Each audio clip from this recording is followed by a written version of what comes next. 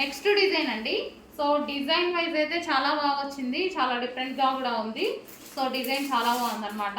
And ఇది వచ్చేసి grey కలర్లో ఉన్నటువంటి శారీ.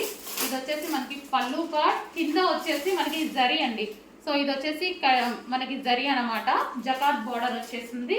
ఫ్యాబ్రిక్ అయితే చాలా సూపర్ ఉంది. అండ్ దీంట్లో వచ్చేసి సీక్వెన్స్ వర్క్ ఉంది.